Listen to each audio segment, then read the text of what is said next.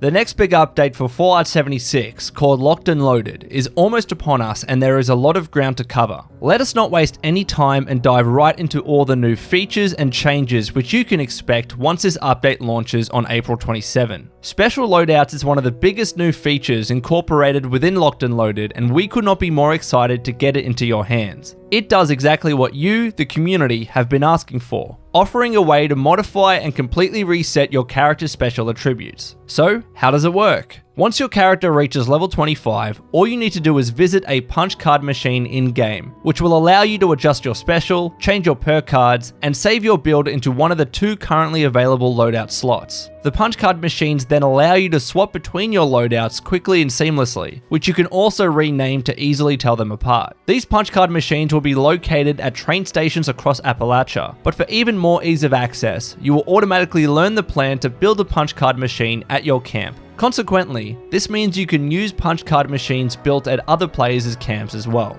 Speaking of camps, the next major feature to cover is camp slots. Yes, this is going to allow you to build, keep, and swap between multiple camps at once. Assuming you already have a camp built, when you open the map and expand the new camp slots menu in the upper left corner, you will be able to activate a second camp slot, allowing you to safely place down a new camp without destroying your first one. At this point, each of the 2 camps you have constructed are saved in their own slot and can be managed via the camp slots menu. This new menu contains options to rename your camp, turn your public map icon on or off, thereby making it either visible or invisible to other players respectively, and even change the icon of your camp. These options are also available to you when you select your active camp directly from the map. Remember that you can only have one camp active at a time, meaning that others are stored but still ready to be activated at your will by selecting your stored camp and then activate camp. By doing this, your inactive camp will be removed from the world and your newly activated camp will load in its place. Next up, we need to mention that Locked and Loaded is introducing changes to how vending machines and displays work in the game. Vending machines will now have the same shared inventory across all of your camps, meaning that you do not need to reassign the items you are selling every time you build a new camp or swap between a camp. Additionally, because vending machine item slots have become merged into a single pool, you can now sell the maximum number of items with just a single vending machine instead of multiple. Display cases, on the other hand, will not operate in the same way, such that you can still display different items at each of your camps. We have heard your feedback on shelters loud and clear too, and with the next update, both vending machines and display cases will be placeable inside of shelters. And one final point on vending machines. While powering on a vending machine will allow it to sell items to other players,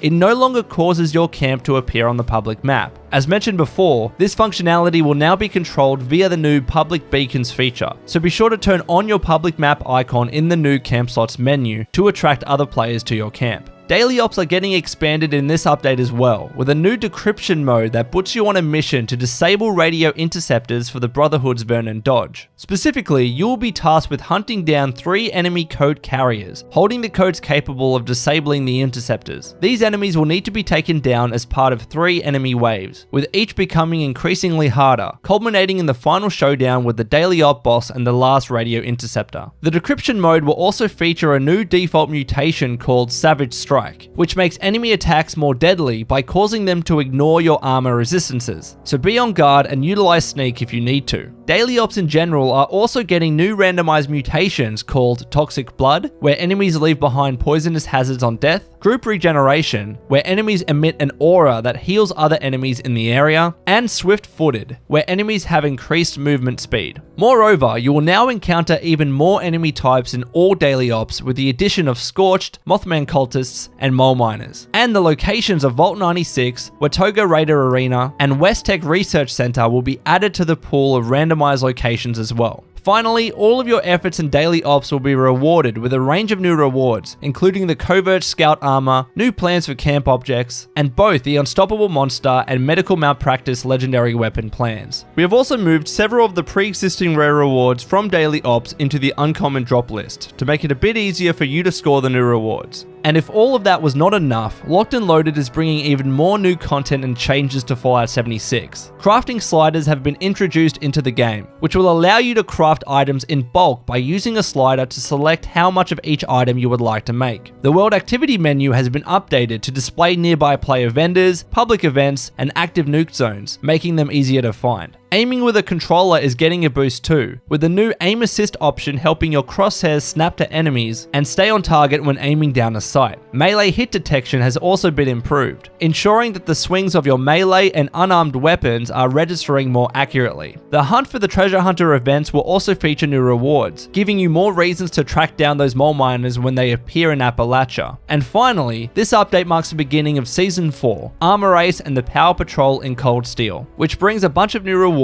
for you to work towards, including new items, skins, and even camp objects like mannequins, allowing you to display your cool outfits in the game. So, that finally marks the end of the video. I told you there was a lot to cover. We hope that you are excited for Locked and Loaded. Please let us know your thoughts in the comments below, and as always, ad Victoriam.